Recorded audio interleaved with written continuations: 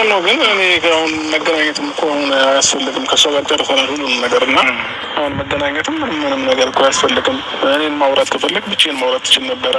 እኔ ለምን እንደማትተወኝ ግራ ነው እየገባኛል። ሁሉ ነገር እኮ አሁን ተውኩኝ፣ በቃ መሄድም ተውኩኝ። ልጄንም አያለው ብዬ ነበር። በቃ ልጄንም ማየት ትቻለሁ፣ ሁሉ ነገር ትቻለሁ። እኔ በቃ በራሴ መንገድ ነው ያለው። ስለዚህ በዚህ ልክ ማስጨነቅ እና ሰው ልጅ ሳይፈልግና ያለ ፍላጎቱ ግዴታ አለበት እንዴ? በግድ ኑር የሚባል አባባል አለ እንዴ? በሰንሰለት አስራቤ ልታስቀምጠኝ ነው እንዴ? አልፈልግም ካልኩኝ መብቴ ነው፣ በቃ አለቀ። እንዴ በመብቴ ነው እኮ እየተጋፈችኝ ያለችው። እኔ ጭራሽ ብላ ደግሞ ከእናንተ ጋር ልታጣላኝ ነው ከቤተሰብ ጋር ማለት ነው። ስለዚህ ይህንን ነገር ደግሞ እኔ አልፈልገውም። በቃ ሁሉም ነገር ትችላለሁ። ልጅን ማየቱንም ተውኩት። በቃ እግዚአብሔር ብሎ ሲያድግ ያደገ ጊዜ እንገናኛለን፣ አለቀ በቃ። የዛኔ አብሬው መሆን እችላለሁ፣ ወይንም አባቴ ብሎ መምጣቱ አይቀርም። ስለዚህ አሁን ላይ ግን በቃ ትችላለሁ። በቃ ማየቱን የሚያስፈልጋት ነገር ካለ ትደውልልኝ፣ በምንም ነገር እሱ ለልጁ የሚሆን ነገር አግዛታለሁ።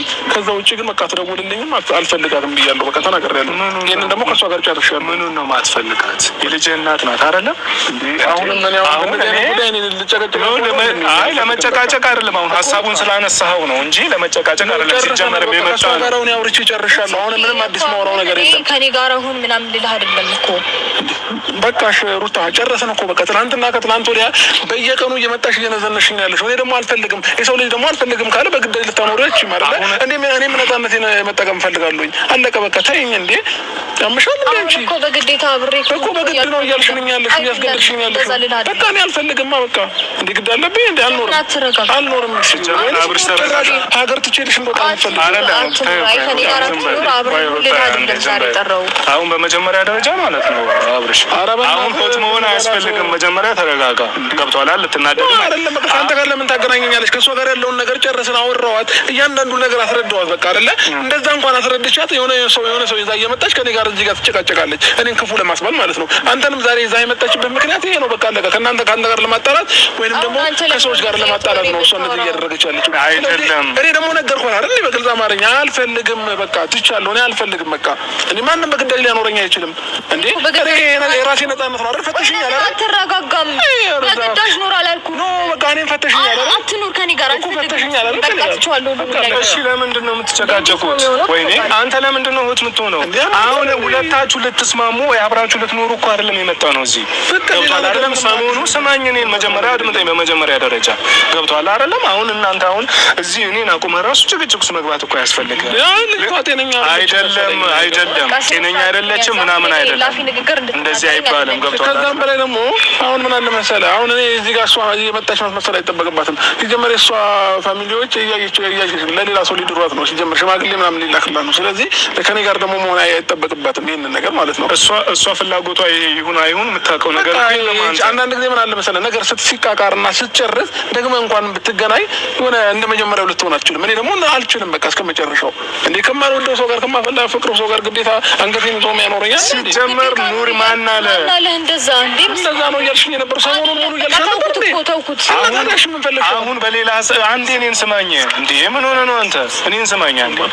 አሁን እሷ አሁን ሰሞኑ ለእኔም እኮ እያለችኝ ነው። በቃ ቢያንስ እንኳን ሌላው ቢቀር ልጁን በስነ ስርዓት እና ደግሞ ቢያንስ እንኳን ጥሩ ፊት ለእኔ ጥሩ ማለት ጥሩ ሰላም ይመጣው የመጣው እያየሁኝ እኮ ረበሸችኝ ወንድሜ እኮ በቃ ተሳሳ። አሁን ይቅርታ እያለች እኮ ለዛ ነገር። እንዴ ምን ሆነ ነው አንተ?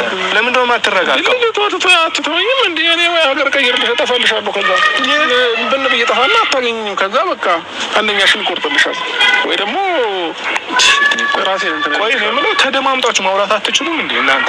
በጣም ሁለታችሁ መሀል በጣም የማየው ነገር መደማመጥ አትችሉም። ላይፌን እያከበደችብኝ ነው። በቃ ወይ ብን ብዬ እጠፋለሁ ወይንም ራሴን አጠፋላታለሁ። ከዛ ትገላገለኛለች። ከዛ ልጇን ታሳድጋለች። ለማን ብለህ ነው ራስ የምታጠፋው?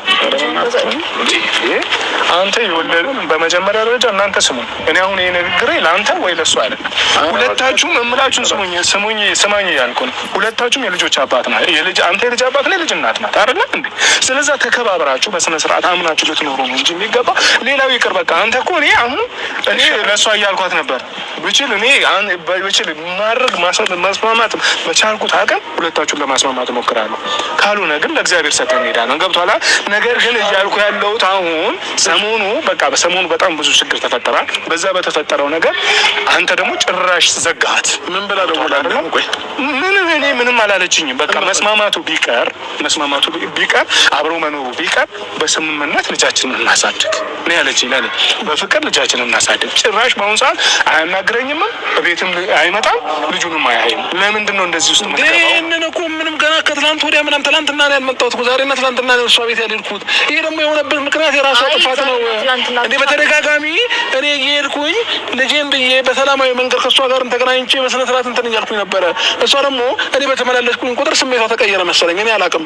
ከዛ እኔ ማስጨነቅ ጀመረች ማለት ነው። ለዛ ነው እኔ ትቼልሻለሁ፣ ሁሉ ነገር ትቼያለሁ፣ እኔ አያገባኝም፣ በቃ ከዚህ በኋላ አልደርስብሽም ያልኳት ለዛ ነው። ነግሬሻለሁ፣ እኔ ነገር ብታጪኝ የዘላለም ጸጸት ነው የሚሆንብሽ። ገባሽ? ለምንድን ነው የምታጣ? ኖርማል ነው እንዴ በቃ ለምንድን ነው እንደዚህ እያሳበረችኝ ያለችው? እኔ ከቀን ወደ ቀን እኔ ነገርኩህ እኮ እያበርኩኝ ነው። 1-2 ሳምንት 3 ሳምንት 1 ወር ከተጨመረ እኔን አማኑኤል ነው የምታገኘኝ። ገባ? ልክ አይደለሁም። ጭንቅላቴ ማታ ማታ እንቅልፌን እየነሳችኝ ነው። ትደውላለች፣ 10 ነው ቴክስት የምትልከው፣ 10 ትደውልልኛለች ምናምን። እንዴ እያስጨነቀችኝ እኮ ነው። ሰላም እንሁን እኮ ነው ያለች።